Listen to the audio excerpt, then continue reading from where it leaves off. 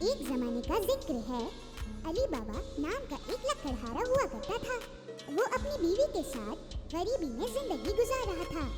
अली बाबा अपने गधे को लेकर जंगल में लकड़ियाँ काटने जाया करता था और उन्हीं लकड़ियों को बेचकर घर चलाता था। एक दिन वो लकड़ियाँ काटने जंगल गया।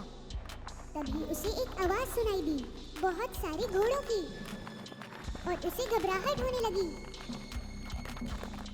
शायद ये चोर है, मैं छुप जाता हूँ। गधे को झाड़ियों में छुपा के अली बाबा पेड़ पर चढ़ गया। वो सारे लोग उस पेड़ के नीचे ही आकर रुके। अली बाबा उन लोगों को गिनने लगे। वो 40 लोग थे। उन लोगों ने कुछ भारी सामान अपने घोड़ों से उतारा। अली बाबा को समझ में आ गया कि वो चोर हैं। उनका मालिक एक बड़े से पत्थर की तरफ गया और चिल्लाया, खुल जा सिमसिम। तभी कुछ अजीब सा हुआ। वो बड़ा सा पत्थर हट गया और एक दरवाजा सामने दिखा और सामने थी एक गुफा। सभी चोर एक एक कर अंदर गए अपने भारी सामान के साथ। आखिरी चोर के जाते ही वो पत्थर फिर से अपनी जगह आ गया। अली बाबा को यकीन नहीं हुआ, पर थोड़ी देर में वो पत्थर फिर से हिला और सारे चोर बाहर आने लगे।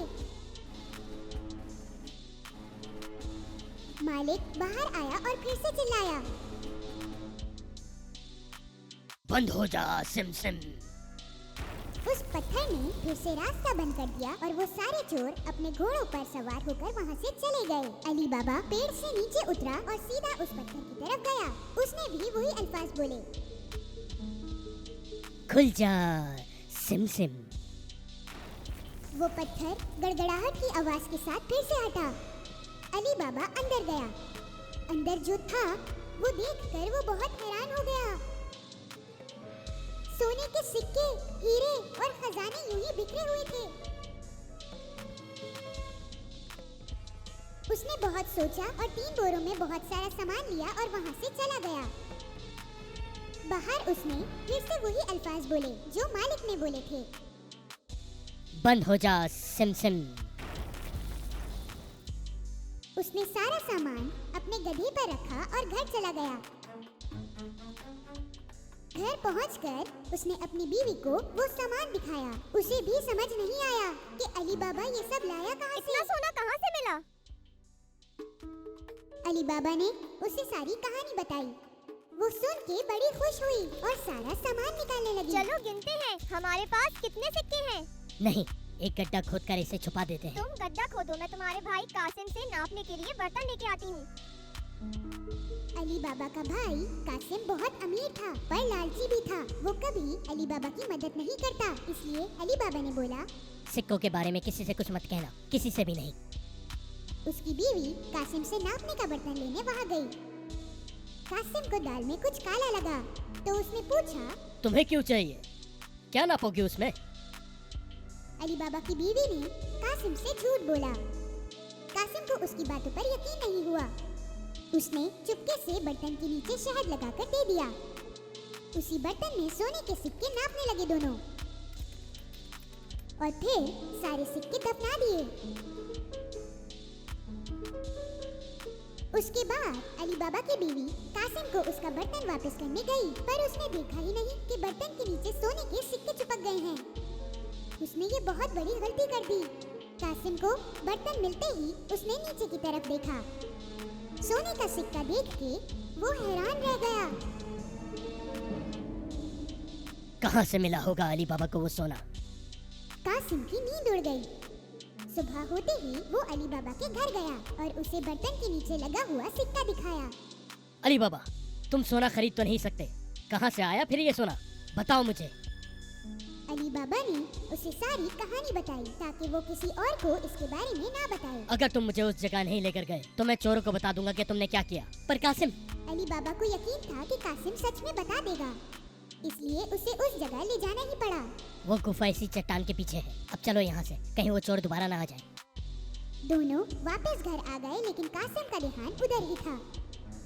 वो हाथों हाथ 2 घोड़े लेकर गुफा पहुंचा। वहां पहुंचते ही उसने वो अल्फाज कहे जो अली बाबा ने उसे बताए थे। खुल जा सिमसिम। वो पत्थर हट गया और वो रास्ता खुल गया। कासिम को यकीन नहीं आया। अंदर का नजारा वो देखता ही रह गया। इतना सोना देखकर उसका दिमाग खराब हो गया। जल्दबाजी में उसने अपने बोरों में सोना भरा। जब पूरे बोरे भर गए थे तो वो बाहर निकलने लगा, पर वो तो पत्थर से बंद पड़ा था और उसे खोलने के लिए जो अल्फाज बोलने थे वो उसे याद नहीं आ रहे थे, तो वो अपनी तरफ से बोलने लगा। खुल जा टमटम, खुल जा समसम, खुल जा टमटम। उसने बहुत कुछ बोला लेकिन वो पत्थर हटा नहीं। वो बहुत घबरा गया क्योंकि उसे कोई रास्ता नहीं मिल रहा था। थोड़ी ही देर में चोर गुफा में आ गए। उनको कासिम के घोड़े देखकर बहुत हैरानी हुई और सारे चोरों ने अपनी तलवारें निकाली। खुल जा सिमसिम।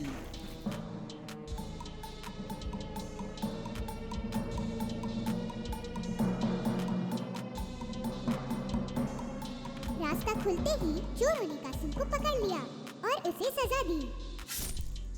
तो ये चोर हमसे चोरी कर रहा था। बहुत रात होने पर कासिम की बीवी अली बाबा के घर जा पहुंची। उसने अली बाबा से मदद मांगी। अली बाबा भी काफी परेशान थे। वो गुफा पहुंचा तो उसे कासिम के घोड़े दिखे। तब उसे समझ आया कि कासिम को चोरों ने मार डाला है। उसने अपनी बीवी को सब कुछ बताया। उन्होंने फैसला किया कि ये बात वो किसी को नहीं बताएंगे। कुछ दिनों बाद अली बाबा और उसकी बीवी कासिम के घर रहने लगे। उन्होंने उसका कामकाज संभाला और तरक्की की। वो दिन ब दिन अमीर होते गए। उसी वक्त चोरों के मालिक को समझ आया कि दिन ब दिन सोना खत्म होता जा रहा है, तो उसने एक चोर को नजर रखने के लिए कहा। शहर में जाओ और देखो कि क्या कोई नया अमीर हुआ है और बहुत खर्चा करने लगा है। उस चोर की नजर पड़ी अली बाबा पर, जो सोने के सिक्के लेकर बाजार में घूम रहा था। उसने उसका पीछा किया। अली बाबा के घर में घुसते ही चोर ने उसके दरवाजे पर निशान लगा दिया। शाम को जब कासिम की बीवी घोड़ों को पानी देने गई, उसने वो निशान देखा। उसे समझ में आ गया कि कोई मुसीबत आने वाली है, तो उसने रंग लेकर सारे दरवाजों पर ऐसा निशान बना दिया। सुबह होते ही 40 चोर अली बाबा का घर ढूंढने के लिए आए। तब उन्हें सारे दरवाजों पर एक ही निशान दिखा। हार के वो वापस चले गए, पर उनका मालिक जिद्दी था। उसने हुलिया बदल के उसे ढूंढना शुरू किया और चुपचाप वो पहुंचा अली बाबा के घर। दरवाजा खटखटाया तो अली बाबा बाहर आए। मैं बहुत दूर से आया हूँ। मैं तेल बेचने निकला था। सुना है कि आप यहाँ के बहुत अमीर इंसान हैं। तेल बहुत अच्छा है, क्या आप खरीदेंगे? अली बाबा ने चोरों के मालिक को तेल वाला समझकर रात के खाने पर बुलाया। तेल की 40 बर्नियां लेकर वो अली बाबा के घर पहुंचा। अली बाबा ने उसकी बहुत खातिरदारी करी। अली बाबा ने चोरों के मालिक को रात को रुकने का कहा और उसने खुशी खुशी हाँ कर दी। जब वो दोनों खाना खा रहे थे, कासिम की बीवी तेल की बर्नियां देखने गईं। उन्हें कुछ आवाज सुनाई दी। क्या हम निकल जाए? नहीं, थोड़ी देर और।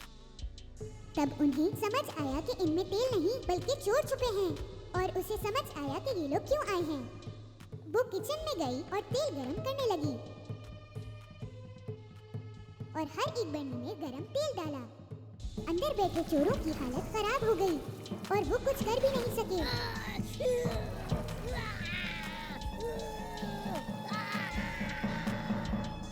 देर रात सबके सोने के बाद सरदार चोरों के पास आया। अब निकल आओ। किसी ने जवाब नहीं दिया तो उसने दोबारा बोला। सो गए हो क्या?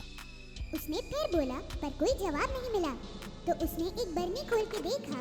उसे जो दिखा उससे वो बहुत डर गया।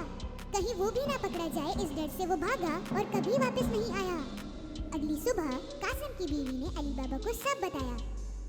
अब वो बिना चोरों की परवाह किए पूरी फैमिली के साथ हंसी खुशी जिंदगी गुजारने लगे।